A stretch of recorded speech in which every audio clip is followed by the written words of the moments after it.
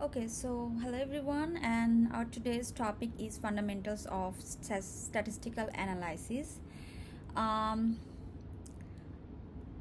Today we will dive into some foundational concepts that will help you understand how statistical analysis works and why it is so important. Um, so, Statistics play a very important role in many fields, including economics, business, medicine, and the social sciences. Whether you are analyzing survey data, monitoring performance, or predicting trends, statistical tools are very important. So, um, what is statistical analysis? Mm, so we can simply put that way that statistical analysis is the process of collecting, organizing, analyzing, and interpreting data. So it helps us turn raw data into meaningful information and can help us understand trends, make prediction, or make informed decision.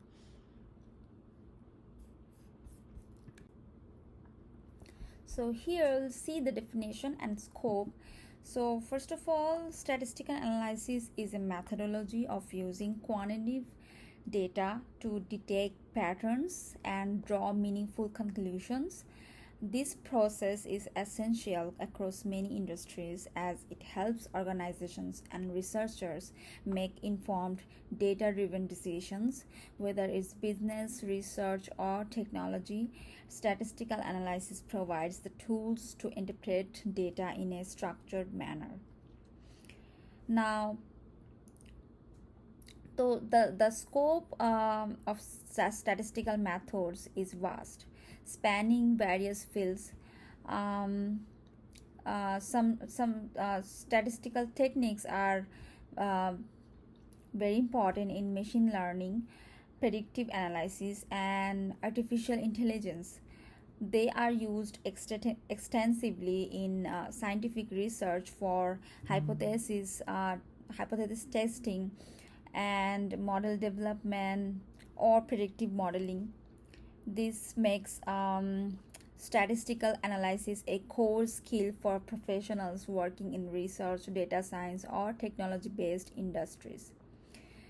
Understanding the methodology and applications of statistical analysis is essential, especially when working with large data sets, whether we are building AI models or conducting scientific research. Statistics offer the foundation of uh, for extracting meaningful insights from the data we collect.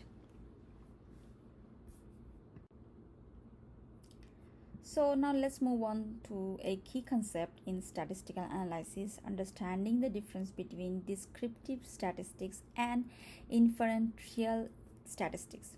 So first of all, descriptive statistics. Um, these are the tools we use to organize, summarize, and present data in a meaningful way. This type of analysis helps us to make sense of large data sets by highlighting key trends or summary measures. For example, um, it includes calculating the mean, median, mode, and range. Essentially, it provides a straightforward snapshot of the data at hand without making predictions or inferences beyond the dataset. Where, on the other hand, inferential statistics allow us to make predictions or inferences about a larger population based on a sample of data. These methods go beyond mere summarization to test hypotheses or estimate population parameters. Examples of inferential statistics include confidence interval, hypothesis testing, and regression analysis. So we have some key goals here. Both types of statistics play critical roles in improving the precision and accuracy of model data models. Descriptive statistics help us to see what is happening in our data, while inferential statistics provide the tools to predict what might happen in the future or what could be true in a broader context. Additionally, those tools enhance decision making capabilities, especially in complex environments such as financial forecasting and medical diagnostics. Mm, so, by combining descriptive insights and inferential techniques, we can make well informed decisions even in uncertain situations. So, um, so before we can dive deeper into statistical methods, it's essential to understand some key foundational concepts that form the basis of statistical analysis. So, first of all, population versus sample. In statistics, we often work with two distinct terms, population and sample. So, a population encompasses all possible data points we are interested in, while a sample is a subset of that population used for analysis. Sampling allows us to make inferences about the larger group without needing to collect or analyze every single data point. For example, instead of surveying in an entire country's population, we can take a representative sample to draw conclusions. Now, variables. Statistics revolve around variables which can be classified in various ways. First, we have dependent variables. These are the outcomes we are trying to study or predict. For example, if we are studying the impact of marketing on sales, the dependent variable might be sales growth. Then we have independent variable. These are the factors that influence or cause changes in the dependent variable. Continuing with our example, the independent variable could be the advertising budget. Now, understanding the distinction between these variables helps us build models and assesses the relationships between factors. Then we have qualitative versus quantitative variables. Lastly, variables can be either qualitative or quantitative.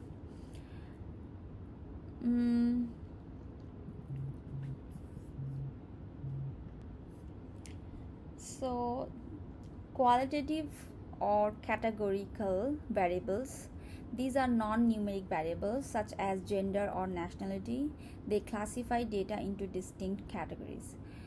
Then quantitative is numerical variables. These variables are measured and expressed in numbers like income or age. Okay, so in statistical analysis, it's crucial to understand the different data types we encounter because the type of data dictates the methods and tools we use for analysis. Let's go over the main data types. First one is nominal data, which represents categories that do not have a logical order. These are purely labels or names. For example, the color of a car or the type of car could be SUV, sedan, etc. would be considered nominal data. In this case, there's no inherent ranking or order among the categories. Then ordinal data. This involves categories that do have a meaningful order or ranking. For example, satisfaction levels such as satisfied, neutral, dissatisfied. We have those things. We saw those things on we all did surveys. So I hope we all are familiar with surveys. So on surveys, we have those options like satisfied, neutral, or dissatisfied, or strongly agree, disagree. These are the terms we use to complete the satisfaction level, or ranks like first, second, third. So these are the example of ordinal data. However, the differences between the levels may not be consistent or measurable. It's the order that matters the most here. Then we have interval and ratio data. Both interval and ratio data represent numerical values, but there are some key differences between them. First one, the interval data is that so this type of data has meaningful differences between values, but it lacks a true zero. For example, temperature is an interval data type. A temperature of 0 degree doesn't mean no temperature, it's just a point of the scale. So then we have ratio data. Like interval data, ratio data has meaningful differences between values, but it also has a true zero. Examples include height, weight, or income. A zero value in ratio data truly means the absence of the quantity being measured. Okay, so now that we have covered the basic data types, let's take a closer look at the specific types of data and variables used in statistical analysis. Understanding these distinctions helps us choose the appropriate methods and tests for our analysis. So we already saw the quantitative data, which refers to data that is measurable and numerically expressed. It can be broken down into two types: discrete or continuous. First is discrete. This type of data is countable and usually involves whole numbers. So an example could be the number of defects in a batch of products. Discrete data is often used when we count occurrences. Then we have continuous data, which is measurable and can take on any value within a range. So for example, temperature readings are continuous because they can be measured with high precision, including decimals. So these are two types of quantitative data we have. Now we will move on to qualitative data, which represents categories or labels that cannot be expressed numerically. So it also has two subtypes, nominal and ordinal. We already mentioned earlier, nominal data type has no inherent order. So an example would be gender or the type of car. The categories are distinct but not ranked. And then the ordinal data, as we saw earlier, it has a meaningful order where the values indicate a ranked position, like satisfied, dissatisfied, agree, not agree. These are the things, and because the order matters here. Then we have multivariate data. This refers to the data that involves multiple variables analyzed simultaneously. Handling multivariate data is crucial when dealing with more complex analysis, such as in multivariate regression or factor analysis, where multiple factors influence outcomes. It allows us to model and interpret relationships between several variables at once. Now move on to advanced variable. So we have time series data and panel data. So time series data collected over time and indexed accordingly. It's frequently used in financial and economic modeling, where trends over time are important for forecasting and analysis. Then on the other hand, panel data is a combination of time series and cross-sectional data. Panel data captures both over time and across different entities. For example, studying the income levels of different households over a decade involves panel data. Okay, so here we have descriptive statistics. As we delve into descriptive statistics, one of the key elements we focus on is measures of central tendency. These measures help us understand the central point of a dataset, providing a summary of where the data trends to cluster. So let's go over some of the most common measures. First of all is mean. The mean or the average is perhaps the most familiar measure. It is calculated by adding up all the values in a dataset and dividing by the number of values. The mean gives us an overall sense of the data's central location, though it can be affected by outliers, which is something to keep in mind. Then we have median. The median is the middle value in a dataset when it is ordered from least to greatest.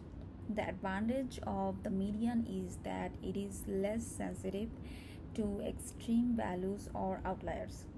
For example, in income data where there might be very high salaries, the median gives a better sense of a typical value than the mean.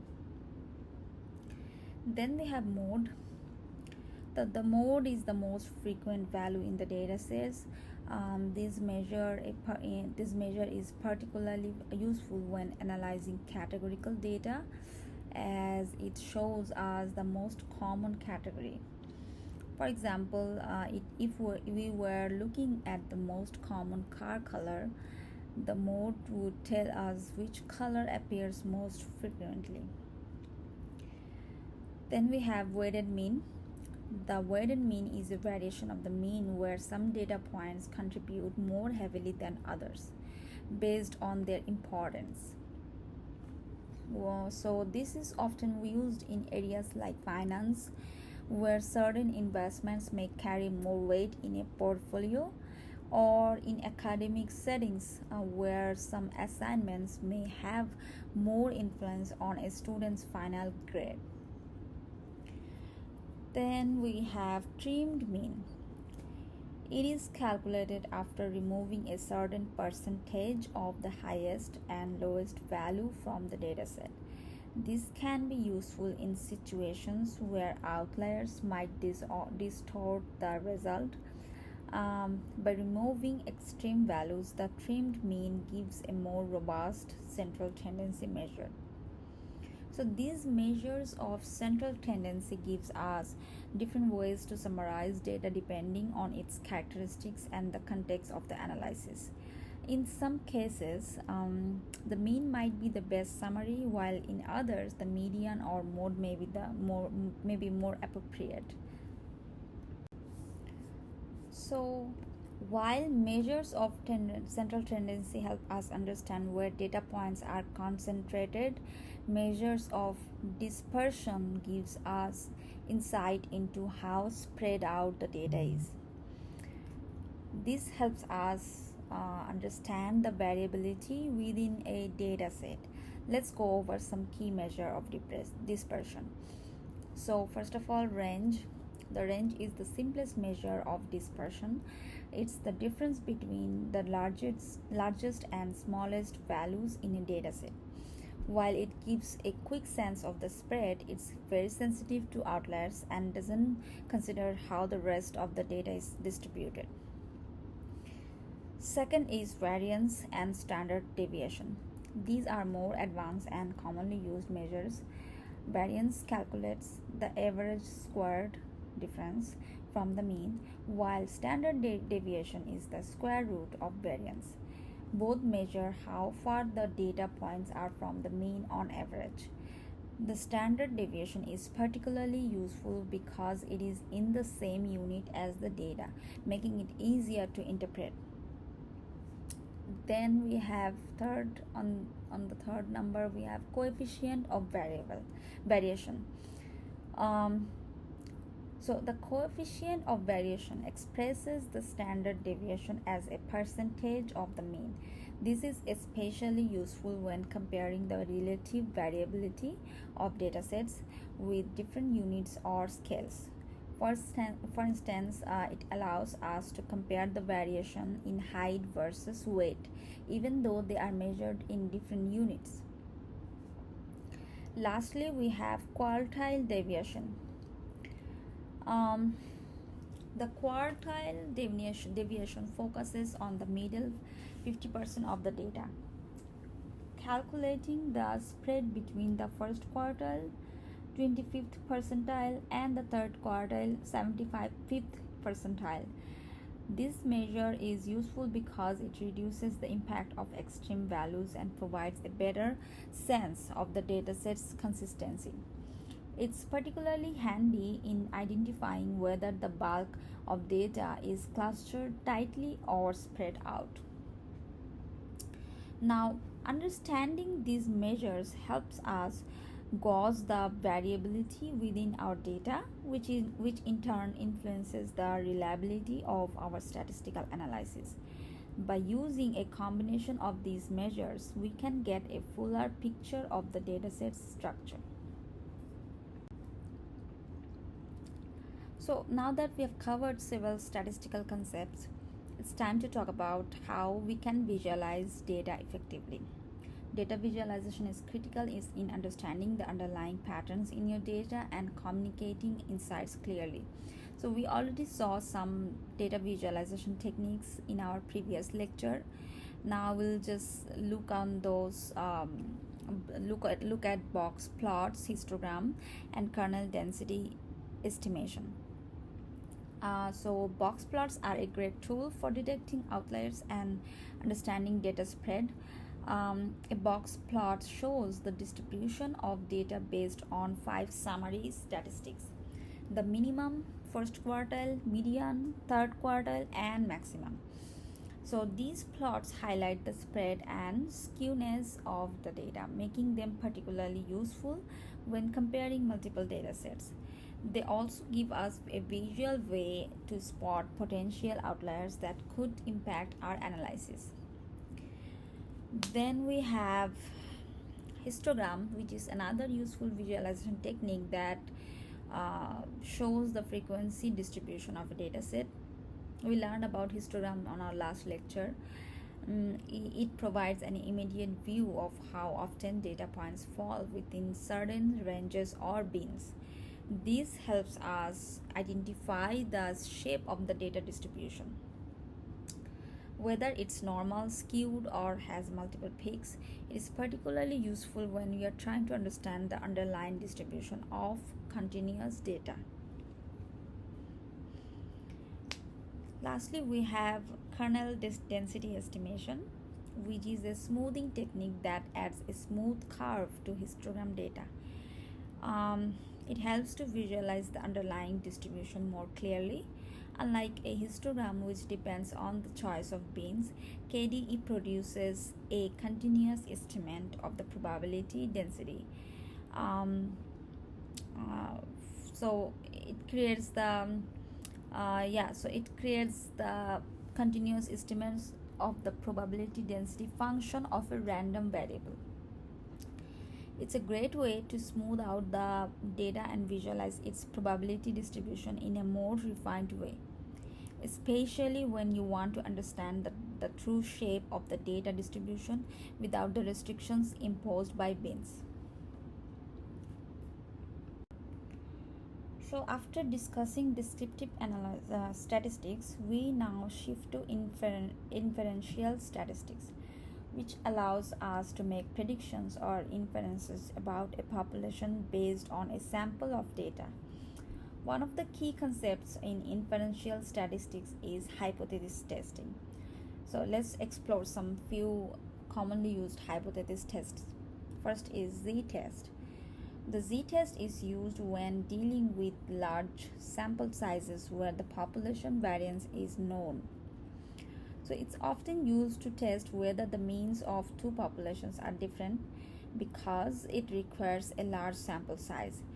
The z-test is commonly applied in fields like economics and engineering. Then we have t-test. The t-test is used when the population variance is unknown or when the sample size is smaller. There are different variations of the t-test, such as the independent sample t-test, paired t-test, and one sample t-test. The t-test helps determine whether the difference between two groups means is statistically significant. Then we have ANOVA, analysis of variance. ANOVA is a statistical method used to compare the means between three or more groups to determine if at least one group is significantly different from the others. It's often used in experiments to test the effect of different treatments or conditions on a certain outcome. If the result of the ANOVA shows a significant difference, we can investigate further to find which groups differ from each other. Lastly, we have chi-square test. The chi-square test is a non-parametric test used to determine if there is an association between two categorical variables. It is commonly used in scenarios like determining whether there is a relationship between gender and preferences for a particular product. This test is especially useful in market research and social sciences. Now, each of these tests allow us to go beyond simple observation and make statistically valid conclusions about populations or groups. By selecting the appropriate test based on the data and sample size, we can derive meaningful insights and support decision making with confidence. Okay, so now let's focus on three important concepts in inferential statistics: confidence intervals, bootstrap methods, and effect size. So, first is confidence interval. So, a confidence interval gives us a range of values which we believe the true population parameter lies based on our sample data. The most common confidence level is 95%, which means we are 95% confident that the true value lies within that interval. So, larger sample sizes provide more precise interval estimates due to the asymptotic properties in large sample theory. This concept is essential in hypothesis testing because it gives a sense of the accuracy of the estimates drawn from our sample. Then we have bootstrap methods. Now, bootstrap methods involve resampling your data to estimate the distribution of a statistic. This is done by repeatedly sampling from your dataset with replacement. The benefit of bootstrap methods is that they allow us to estimate confidence intervals and other statistics even when traditional assumptions may not hold. It's a powerful technique, especially in situations where theoretical distributions are difficult to determine or unknown. So, lastly, we have effect size. While hypothesis testing tells us whether an effect exists, the effect size measures how large that effect is. In other words, it quantifies the magnitude of the difference between groups. A common measure of effect size is Cohen's d, which is frequently used in the behavioral sciences. Effect size helps researchers understand the practical significance of their findings, not just whether they are statistically significant. So, in statistical analysis, probability distributions play a vital role in modeling how data behaves under various conditions. Understanding these distributions allow us to make informed decisions and predictions based on the patterns in our data. Now let's explore both common and advanced probability distributions. Here we have normal distribution, also known as the Gaussian distribution, is arguably the most important probability distribution. It is symmetrical, um, bell-shaped, and critical to many statistical concepts, including the central limit theorem. The normal distribution is used extensively in fields like economics, biology, and engineering because many new natural phenomena follow a normal distribution. Then we have binomial distribution. So it is used when you're measuring the probability of success or failure in a fixed number of independent trials. For example, it can be applied in quality control to determine the probability of finding defective products in a sample. Then we have Poisson distribution. So it is suitable for modeling rare events or the number of times an event occurs within a fixed interval of time or space. A typical example might be modeling the number of defects occurring in a manufacturing process or the number of customer arrivals at a service point. Then we have exponential distribution, which is often used to model the time between events in a Poisson process. It's useful in scenarios where you are analyzing the time until the next event occurs, such as the time between arrivals at a hospital emergency room or the failure time of a mechanical system. So we'll now look at the advanced distributions. We have multi-nominal distribution, which is a generalization of the binomial distribution for more than two outcomes. It's particularly useful when you're interested in the probabilities of multiple categories, such as the probabilities of rolling different outcomes on a six-sided die.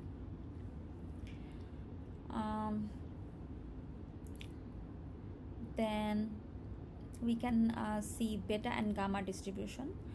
These distributions are commonly used in Bayesian statistics to model probabilities that vary across different scenarios. The beta distribution is often used to model probabilities in proportions, while the gamma distribution can model waiting times or the reliability of systems.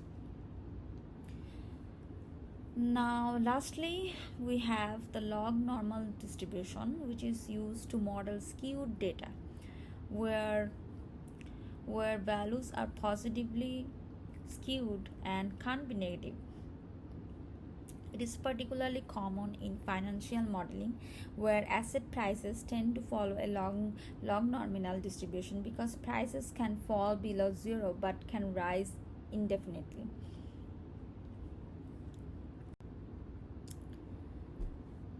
Now, in this section, we are going to discuss two fundamental concepts in statistics: correlation and regression analysis.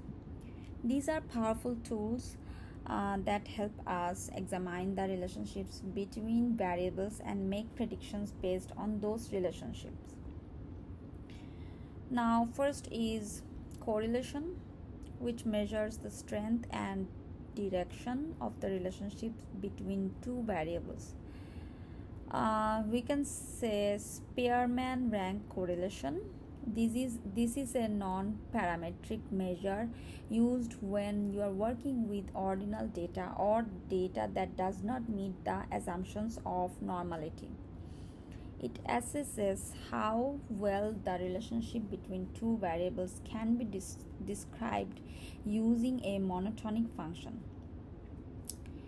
Then we have partial correlation, which allows you to measure the relationship between two variables while controlling for the effect of one or more additional variables.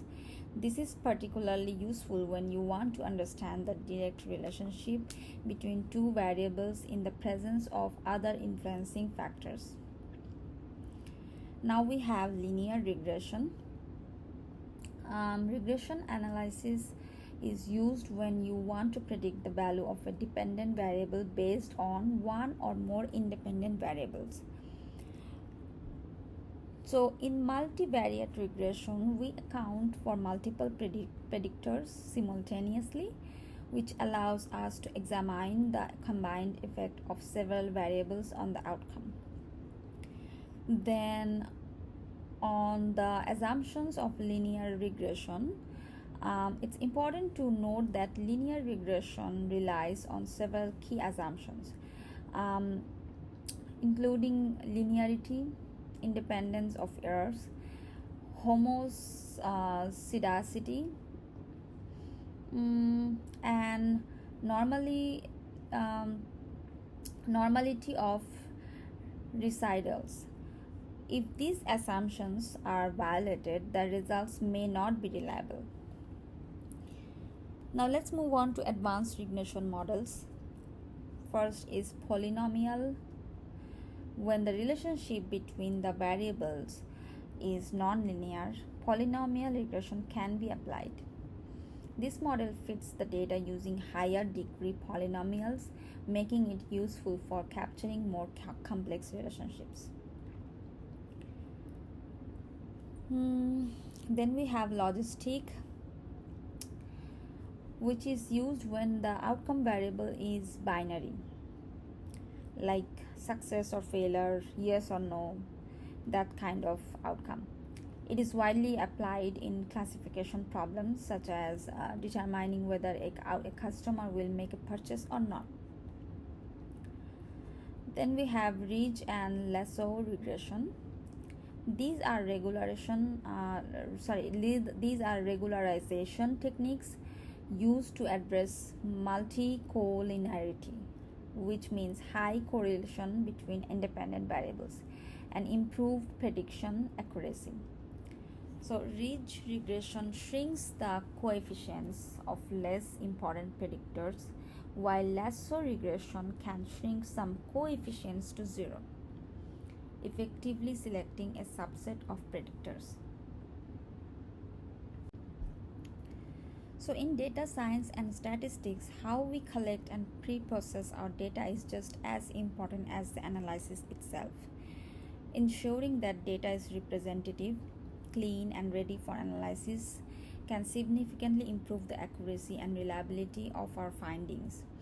So, these are sampling techniques in depth, systematic sampling, which is in systematic sampling, data points are selected at regular intervals from an ordered data set.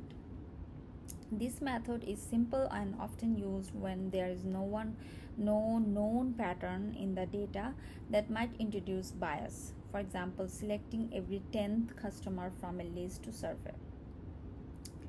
Then we have stratified sampling, which divides the population into subgroups or strata based on specific characteristics such as age, gender, or income. Samples are then taken from each subgroup. This ensures that each subgroup is properly represented in the final sample, which is crucial for making inferences about the entire population. Then we have cluster sampling.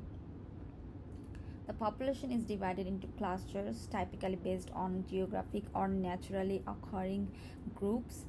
Then a random sample of cluster is selected, and then all individuals within those clusters are sampled.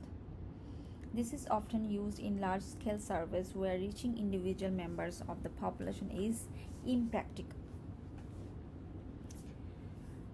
Then we have oversampling techniques, which is used when dealing with imbalanced data sets where one class is underrepresented,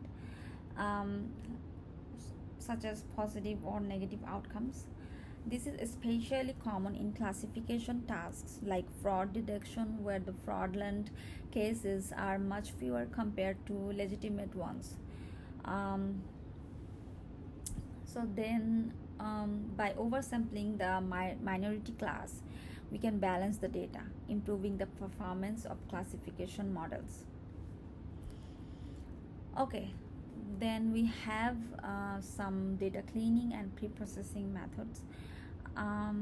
We all know some of the methods we already learned about, and in our previous lecture we already saw some of the data cleaning methods. So we can just go what is again handling missing data, which is a common issue that can introduce bias or distort result. There are several techniques for dealing with missing data, like imputation, dropping missing data, machine learning algorithms, and second is dealing with outliers, which can distort the results of statistical analysis, especially in methods like linear regression. So there are different approaches to handling outliers, such as windsourcing, transforming, excluding. So windsourcing is transforming extreme values to reduce their impact, where transforming is applying mathematical transformation to reduce the effect of outliers.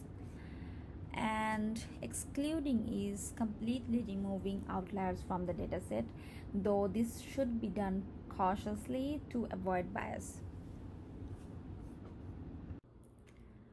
So the Bayesian approach is grounded in the idea that probability represents a degree of belief or certainty about an event. As new evidence or data becomes available, the Bayesian approach updates this probability. This is a dynamic way of incorporating new information into our analysis. Then in Bayesian inference, two key concepts are priors and posteriors. The prior represent your initial belief about the probability before observing any data. As you gather new evidence, the posterior is calculated by updating the prior using Bayes' theorem. This framework allows for more flexible and adaptive modeling, particularly in complex situations where prior knowledge is available. So the Bayesian approach is especially useful in decision making under uncertainty. It is commonly used in areas like genetics, where prior knowledge of certain traits can influence predictions about genetic inheritance, and in machine learning, where Bayesian methods help update models as more data becomes available. Then we can say Bayesian networks are graphical models that represent dependencies between variables. They show probabilistic relationships between and are widely used in fields like machine learning, bioinformatics, and risk analysis. For example, in machine learning, Bayesian networks can help determine the probability of a certain outcome based on several interconnected factors. Okay, now let's move on to time series analysis, a critical area of statistics that focuses on analyzing data points collected or recorded at specific time intervals. So time series data consists of observations that are collected over consistent time intervals, whether it's hourly, daily, monthly, or annually. So we can say like stock prices, temperature records, and quarterly sales figures could be examples for time series data. So some key concepts. First is stationarity. So a time series is considered stationarity if its statistical properties such as mean and variance remain constant over time. So stationarity is an important concept because many time series models assume that the data is stationary. If the series is not stationary, transformations like differencing can be applied to stabilize the variance and mean. So Then next is autocorrelation. Uh, this measures the relationship between a time series and its past values. In other words, it assesses how the current value in the series relates to previous values. High autocorrelation can indicate patterns in the data that could be useful for forecasting. Next is seasonality, which refers to recurring patterns or trends that repeat at regular intervals, such as monthly or quarterly. For instance, retail sales often increase during the holiday season each year. Identifying and adjusting for seasonality is important when making forecasts based on the time series data. Now we have some models here. ARIMA, which is autoregressive integrated moving average. So ARIMA is one of the most commonly used models for time series forecasting. It combines three components: autoregressive, integrated, moving average. These models are widely used for forecasting in many fields, from financial markets to inventory management. Then we have exponential smoothing, which is another popular technique used for forecasting time series data. It applies exponentially decreasing weights to past observations, giving more importance to recent data. This method is often used when you need smooth forecast for series that have trends or seasonality. Alright, so this is all for our today's lecture. If you have any question or concern, feel free to reach out to me. Thank you.